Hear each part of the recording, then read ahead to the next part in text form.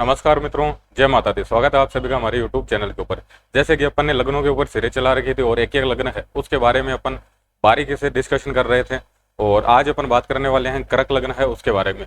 कर्क लग्न है, उनका व्यक्तित्व कैसा होता है, कैसा उनका फिजिकल मेंटल एटीट्यूड होता है, कैसी उनकी फाइनेंशियल स्थिति रहती है, कुटुंब से रिलेशन उनके कैसे रहते हैं, उनकी अपन ये कम्युनिकेशन स्किल कैसी है या फिर खुद को रिप्रेजेंट है वो कैसे करते हैं, उनके घर का माहौल कैसा होता है, प्रेम संबंध कैसे होते हैं, स्ट्रॉन्ग लाइकिंग उनकी क्या है, सर्विस उन्हें कौन से करनी चाहिए या फिर वैवाहिक जीवन उसकी स्थिति कैसी है, कहाँ से उनको दिक्कत आती है, पिता से धर्म को लेकर उनकी क्या स्थितियां हैं, कर्म को लेकर या फिर उनकी जो भी डिजायर्स है, इच्छाएं है, उनको लेकर उनकी क्या स्थितियां हैं, क्या उनकी सोच है, कौन से प्लेनेट उनके लिए जिम्मेदार है, क्या रेमेडीज करनी चाहिए, किस चीज को लेकर वो आइसोलेट हो सकते हैं, अकेले हो सकते हैं या फिर किन चीजों पर उनके खर्चे होते हैं, कौन से उनके कुंडली के अंदर राजयोग बनते हैं, कौन से दुर्योग है, कौन से ग्रह योगकारक होते हैं, कौन से लक्की कलर है, कौन से लक्की डे है और किन चीजों को उन्हें अवॉइड कर देना चाहिए, किन चीजों से उन्हें सावधानी रखनी चाहिए। सारी की सारी चीजें अपन प्रैक्टिकली डिस्कशन करने वाले हैं। सबसे पहले तो जिनको पता नहीं है कि कर्क लग्न है उसका चार्ट है कितने नंबर से स्टार्ट होता है, जब उसे अपन कर्क लग्न का चार्ट है वो मांगने। अगर कोई भी चार्ट है आपके बाय डिफॉल्ट 4 नंबर से स्टार्ट हो रहा है, अगर कोई भी लग्न चार्ट है यानी कि जो लग्न कुंडली है अगर वो बाय डिफॉल्ट 4 नंबर से स्टार्ट हो रही है, यानी कि इस खाने में अगर आपको 4 नंबर दिखाई दे रहा है, इसका मतलब ये कर्क लग्न का चार्ट या फिर कर्क लग्न है, उसकी कुंडली है आपके। अब आगे यहाँ पे 4 नंबर, तो इसका मतलब आगे 5, 6, 7, 8, 9, 10, 11, 12, 1, 2 और आपके 3 नंबर। अब पहला घर है उसमें अगर 4 नंबर है वो कौन सा लग्न हो गया, आपके कर्क लग्न का चार्ट हो गया। तो सारी चीजें डिस्कशन करते हैं अपन। सबसे पहले बात करते हैं लग्न की।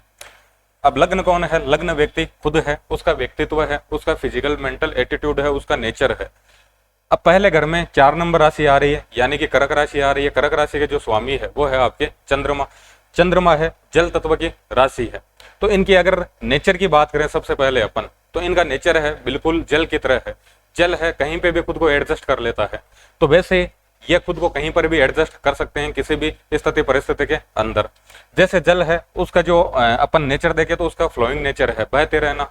तो इनका भी नेचर ये है कि किसी न किसी धारा के अंदर बहते रहना, कभी भी इनको स्टॉपेज है वो पसंद नहीं है।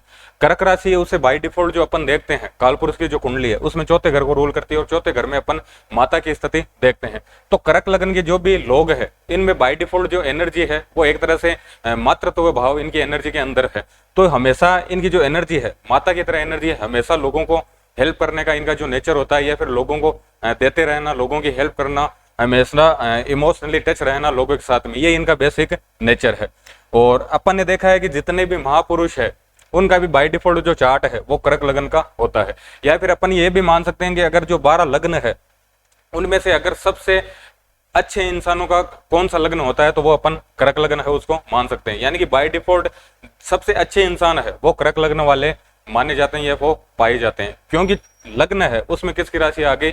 जल तत्व की राशि आ गई, कर्क राशि आ गई, जो माँ को रिप्रेजेंट करती है। अब माँ है उनका अपने को अपन उनसे सारा आइडिया ले सकते हैं कि माँ है हमेशा चीजें देते रहना, हमेशा पॉजिटिव एनर्जी देना, हमेशा चीजें हैं उनको बैलेंस करना। तो यही इनका नेचर है कि हमेशा है लोगों को या फिर उनके जो भी फैमिली मेंबर है उनसे जो भी छोटे हैं उनकी हेल्प करना, उन्हें कुछ ना कुछ देते रहना, उन्हें जब भी जरूरत हो उनके काम आ जाना। तो ये सारे इनके नेचर होते हैं।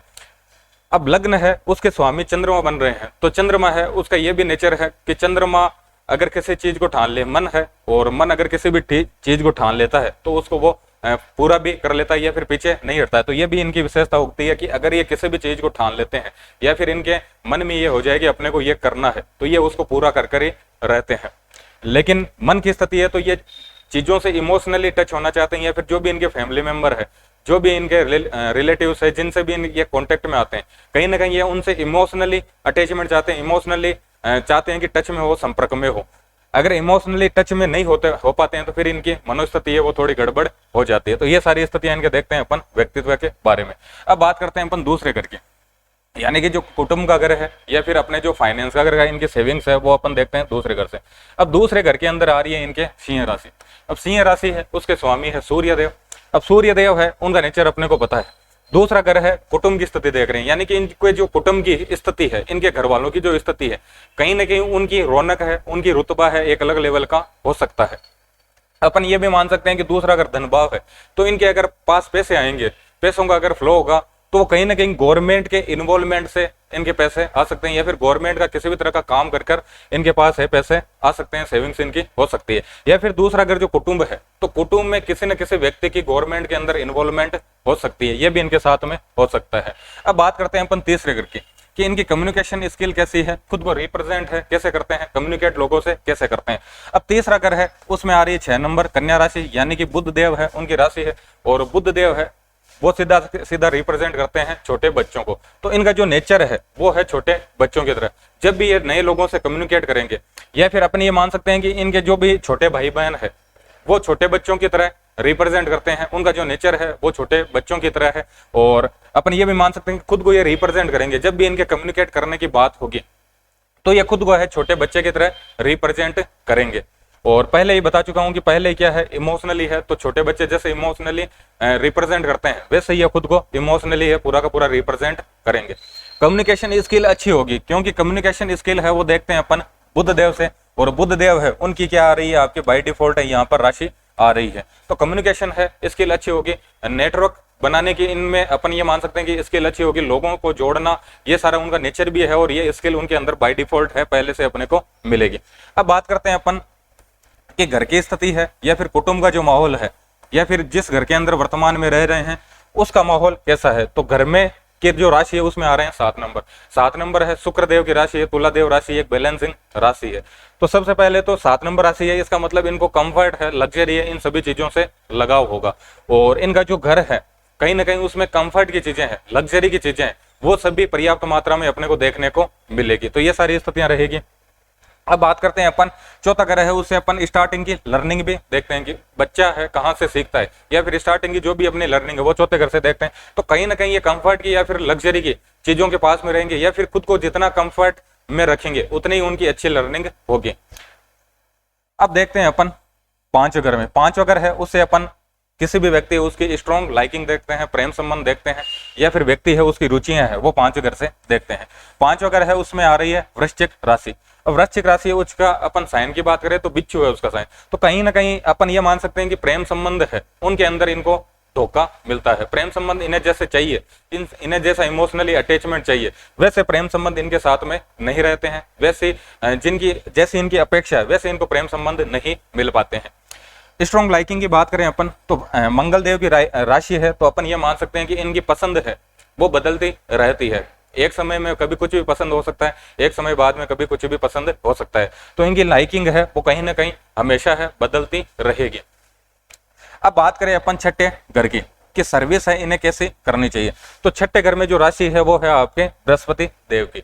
तो कहीं ना कहीं एजुकेशन से जुड़ी हुई, टीचिंग से जुड़ी हुई ये सर्विस कर सकते हैं।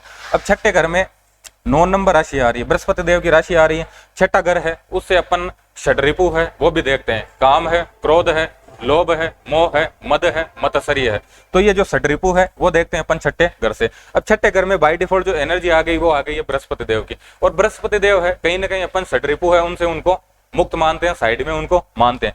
तो ये अपन पॉजिटिव मान सकते हैं कि कर्क लग्न के जो भी लोग हैं कहीं ना कहीं काम, क्रोध, लोभ, मोह, मद, मत्सर्य इनसे ये साइड में रहते हैं। षड्रिपु इनको अपन ये मान सकते हैं कि षड्रिपु से इनका किसी भी तरह का अटैचमेंट नहीं होता है। लेकिन छठा ग्रह है उससे अपन रोग भी देखते हैं। बृहस्पति देव है वो अपनी जांघों को रिप्रेजेंट करते हैं। तो कहीं ना कहीं अपन ये मान सकते हैं कि इनको जांघों से रिलेटेड इनके किसी भी तरह का रोग हो सकता है। बृहस्पति देव है अपन जब भी कुछ गड़बड़ खाने के अंदर करते हैं तब भी अपने समस्याएं होती है। तो खाने से रिलेटेड इनके किसी न किसी तरह की दिक्कत हो सकती है इनके। अब बात करते हैं अपन 7वें घर की, जैसे अपन पार्टनर की स्थिति देख रहे हैं या फिर जो अपने कस्टमर है, डेली रूटीन है, वो सारी स्थितियां देखते हैं अपन 7वें घर से। अब जो 7वां घर है उसमें बाय डिफॉल्ट राशि आ रही है आपके मकर राशि। अब सबसे पहले तो जो पार्टनर का नेचर है वो पूरा का पूरा प्रैक्टिकल है, और इनका नेचर है बाय डिफॉल्ट वो है इमोशनल नेचर, यानी कि ये तो चाहते रहे हैं आत्मिक लगाओ, हार्टली लगाओ, और इधर जो पार्टनर का नेचर है वो है पूरा का पूरा इमोशनल। तो कहीं ना कहीं ये चीज है, ये विपरीत चीज है, ये इनके मतभेद करा सकती है, या फिर अपन ये मान सकते हैं कि पार्टनर है उनके साथ में संबंध इनके अच्छे नहीं रहे। अब बात करें कि 7वां घर है उससे अपन जो डेली रूटीन के अंदर कस्टमर है वो भी देखते हैं। तो कहीं ना कहीं इनके जो कस्टमर है शनि है वो रिप्रेजेंट करते हैं जितने भी वर्कर है, और पहले देख चुके हैं कि इनके जो पैसे आगमन है वो होगा कहीं ना कहीं गवर्नमेंट के इन्वॉल्वमेंट से।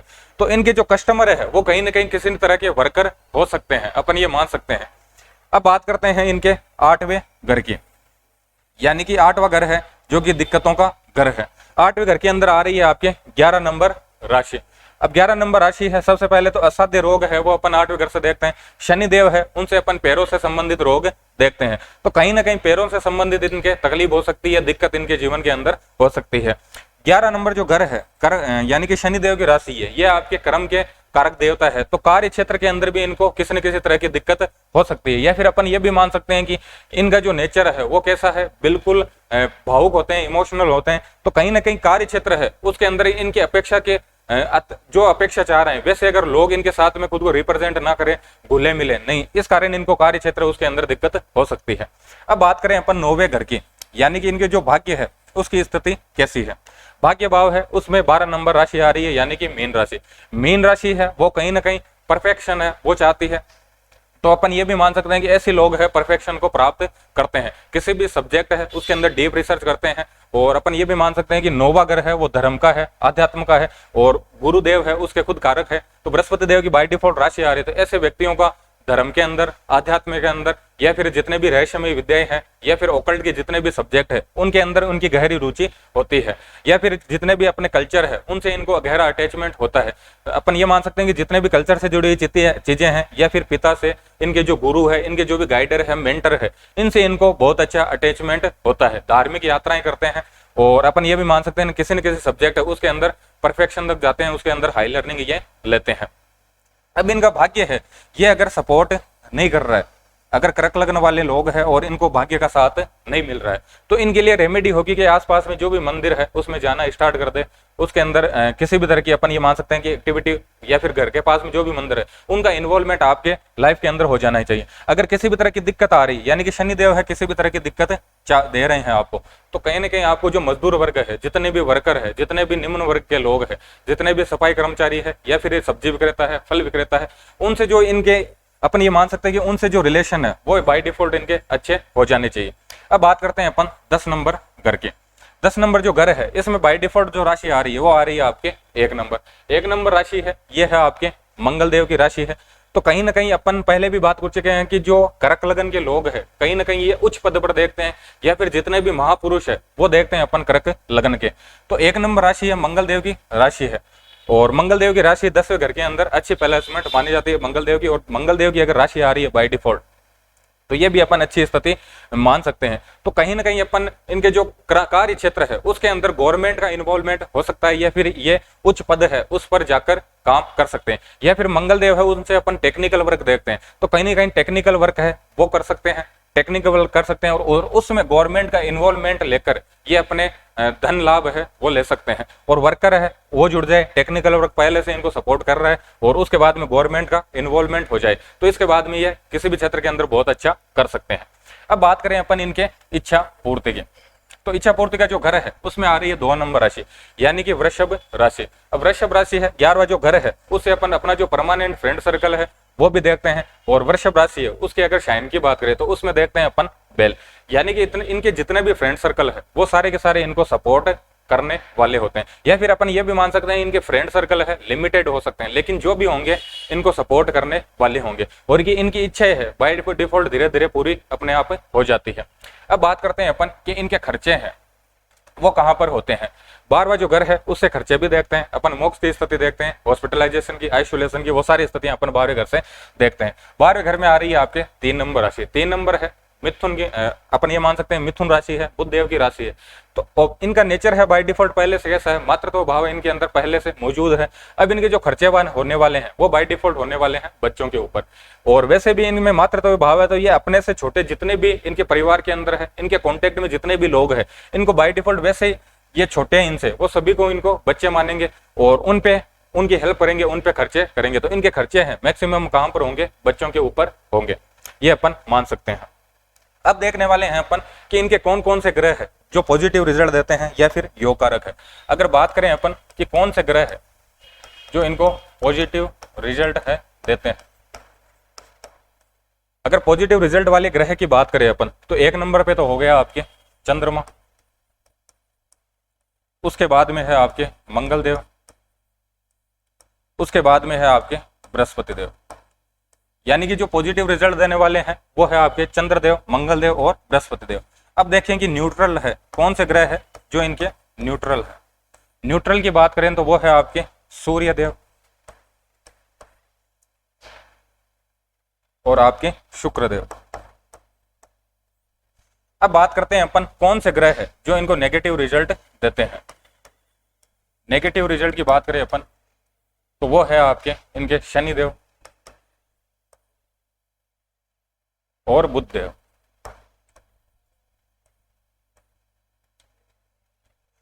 चंद्रमा या फिर मंगल है, बृहस्पति देव है, इनकी जब भी इनकी दशा या फिर महादशा ऑपरेट होगी तो हमेशा इनको अच्छे रिजल्ट यानी कि पॉजिटिव रिजल्ट है वो इनको मिलेंगे। सूर्य देव और शुक्र देव की जो दशा है वो जब ऑपरेट होगी तो इनके न्यूट्रल स्थिति रहेगी, जितना कर्म करेंगे उतना ही उनको लाभ होगा। लेकिन शनि देव है, बुध देव है, अगर इनकी महादशाएं दशाएं ऑपरेट हो रही है किसी भी स्लॉट के अंदर तो ये इनको दिक्कत दे सकती है। अब बात करते हैं अपन इनके इष्ट देव की कि इष्ट देव है वो बाय डिफॉल्ट कौन है। इष्ट देव वाली जो भाव है उसके अंदर आ रही है वृश्चिक राशि, और वृश्चिक राशि यानी कि मंगल देव, और मंगल देव का जो पूरा का पूरा डिपार्टमेंट है वो है आपके हनुमान जी के पास। तो अपन ये मान सकते हैं कि इनके इष्ट देव है वो बाय डिफॉल्ट कौन है, हनुमान जी। अगर इनको देखना है कि पिछले जन्म से कौन से देवता है, कौन से भगवान है जिनका पिछले जन्म से कनेक्शन है, या फिर अपन ये मान सकते हैं कि आत्मिक लगाव कौन से देवता से कौन से भगवान से होगा, तो वो है इनके हनुमान जी। तो हनुमान जी बन जाते हैं इनके इष्ट देवता। अब बात करते हैं अपन कि कौन से देवता है या फिर किन की रेमेडी कर इनकी इच्छाएं पूरी हो सकती है। तो इच्छा पूर्ति का जो डिपार्टमेंट है वो है इनके 2 नंबर राशि यानी शुक्र देव की राशि। अब इच्छा पूर्ति है, अगर उसकी बात करें अपन तो इच्छा पूर्ति है, ग्रह कौन सा है आपके शुक्र है। अगर इच्छाएं इनको किसी भी तरह की पूरी करनी है तो सबसे पहले तो जितनी भी महिलाएं हैं उनका ये सम्मान करें, या फिर अपन ये मान सकते हैं कि सफेद गरेल की जो गाय है उसकी नियमित सेवा करें। अब शुक्र देव है ये रिप्रेजेंट करते हैं माता लक्ष्मी को और आपके भगवान नारायण यानी कि भगवान विष्णु को और आपके गणेश जी को। अगर इच्छा पूरी करनी है तो मां लक्ष्मी है, विष्णु है, या फिर देवी है, देवी का कोई भी प्रारूप हो, देवी के किसी भी प्रारूप की पूजा कर सकते हैं, विष्णु की गणेश जी की पूजा करके अपनी इच्छा पूर्ति कर सकते हैं। और शुक्र की जो एनर्जी अगर उसको फिल्टर करना है तो महिलाओं है उनके साथ में इनके रिलेशन है वो अच्छे होने चाहिए। अब बात करते हैं अपन इच्छा पूर्ति देख ली, अब बात करते हैं कि कौन कौन से कलर है जो इनके लिए लक्की है। लक्की कलर की बात करते हैं अपन।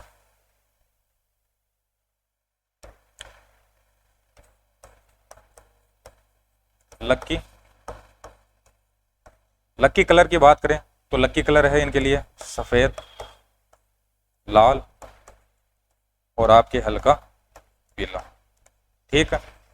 और वैसे ही अपन लक्की डे है उनकी बात कर लें तो लक्की डे हो जाएंगे इनके लिए सोमवार, मंगलवार और इनके गुरुवार। तो ये इनके हो गए लक्की डे। अगर बात करें कि कौन से कलर है जिनको इन्हें अवॉइड करना चाहिए, तो अवॉइड वाले जो कलर है अपन बात करें कि कौन से कलर है जिन्हें इन्हें अवॉइड है करना चाहिए, तो वो है इनके हरा कलर, नीला कलर और आपके काला कलर। काला कलर, हरा कलर और नीला कलर, ये कलर इनको मुख्य रूप से अवॉइड करना चाहिए, कम से कम इनका यूज लेना चाहिए। लकी डे देख लिए, या फिर अपन ये मान सकते हैं कि कौन से डे है जिनको इनको अवॉइड करना चाहिए, कौन से दिन है जिन पर किसी भी तरह की नई एक्टिविटी है नहीं करे।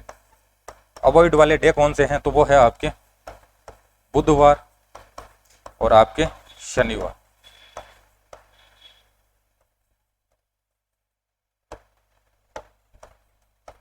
बुधवार और शनिवार है, इनको मुख्य रूप से इन्हें अवॉइड करना चाहिए। अब अपने को ये तो पता चल गया, लकी कलर पता चल गए, लकी डे पता चल गए और लकी वार पता चल गए, कौन से वार है इनको अवॉइड करने हैं। अब देखते हैं कि अपन इनकी कुंडली है उनके अंदर राजयोग की बात करें कि राजयोग है, कौन कौन से राजयोग का इनकी कुंडली है उसके अंदर निर्माण होता है। सबसे पहले तो बात करें अपन बृहस्पति देव की। बृहस्पति देव है अगर लग्न के अंदर विराजमान हो जाए, अब लग्न है उसमें कर्क राशि है और कर्क राशि में बाय डिफॉल्ट बृहस्पति देव है वो हो जाते हैं उच्च के, यानी कि लग्न है उसमें बृहस्पति देव की बाय डिफॉल्ट प्लेसमेंट हो जाए तो बृहस्पति देव है धर्म त्रिकोण के क्या है आपके स्वामी है, और केंद्र के अंदर आ गए उच्च के हो गए तो हंस पंचमा पुरुष है, राजयोग है उसका निर्माण करेंगे। तो अकेला ये राजयोग सारी चीजें देने का सामर्थ्य रखता है। या फिर मंगल देव है, मंगल देव है पंचम भाव के, यानी कि धर्म त्रिकोण है उसके स्वामी हो गए और मंगल देव है उनकी बाय डिफॉल्ट प्लेसमेंट हो जाए 10वें घर के अंदर। अब 10वें घर के अंदर केंद्र के अंदर स्वयं की राशि के अंदर उनकी प्लेसमेंट हो जाती है तो रोचक पंच महापुरुष राजयोग का निर्माण करते हैं। और अपने को पता है पहले से जो कर्क लगन के लोग हैं इनका अपन को ये भी पता है कि ये क्या है, सारे के सारे महापुरुषों की जितनी भी कुंडली है वो देखते हैं अपन कर्क लगन के अंदर। अब मंगल है उसका बाय डिफॉल्ट 10वें घर के अंदर प्लेसमेंट हो जाए यानी कि मेष राशि के अंदर प्लेसमेंट हो जाए, या फिर बृहस्पति देव है उनकी लग्न के अंदर यानी कि पहले घर है उसमें प्लेसमेंट हो जाए, तो किसी भी तरह का पंचमहापुरुष राजयोग है उसका अगर निर्माण होता है तो वो सारी चीजें देने में समर्थ है। या फिर अपन ये भी मान सकते हैं कि शुक्रदेव है उनकी चौथे घर के अंदर प्लेसमेंट हो जाए तो शुक्रदेव है वो मालव्य पंचमहापुरुष राजयोग है उसका निर्माण करेंगे केंद्र में चौथे घर में बैठ के, तो वो अकेला राजयोग सारी चीजें देने में समर्थ है। या फिर अपन ये भी मान सकते हैं कि इनके जो योगकारक ग्रह है, योगकारक चंद्रमा, मंगल और बृहस्पति देव, इन तीनों ग्रह में से किसी भी ग्रह की पहले घर में या फिर चौथे घर में, पांचवें घर में, सातवें घर में या फिर 9वें घर के अंदर और 10वें घर के अंदर धर्म त्रिकोण के जो भी भाव है और केंद्र के जो भी भाव है अगर इनके अंदर बाय डिफॉल्ट इनकी प्लेसमेंट हो जाती है तो वो क्या है, अपने आप में लक्ष्मी नारायण राजयोग है, तो वो सारी चीजें देने के अंदर, लक्ष्मी देने के अंदर इन्हें समर्थ है। तो अपन ये भी मान सकते हैं कि चंद्रदेव, मंगल देव, बृहस्पति देव, सूर्य देव और शुक्र देव अगर इनकी प्लेसमेंट है या तो केंद्र त्रिकोण के अंदर हो जाए या फिर जो उपजय भाव है यानी कि तीसरा घर है या फिर अपन 11वां घर है, 10वां घर है, इनके अंदर इनकी प्लेसमेंट हो जाए किसी भी ग्रह की तो वो क्या है, राजयोग है। या फिर चंद्रदेव, मंगल देव, बृहस्पति देव इनकी आपस में क्या हो जाए, युति हो जाए, दृष्टि संबंध हो जाए, यानी कि किसी न किसी तरह इनका कनेक्शन है कुंडली के अंदर बन जाए, चाहे युति से बन रहा हो चाहे दृष्टि संबंध से बन रहा हो, तो वो भी क्या है, अपने आप में राजयोग है।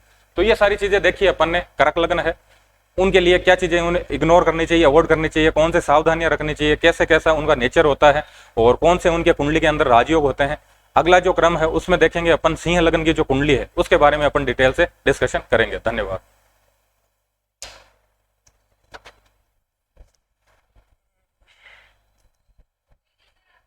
हाँ।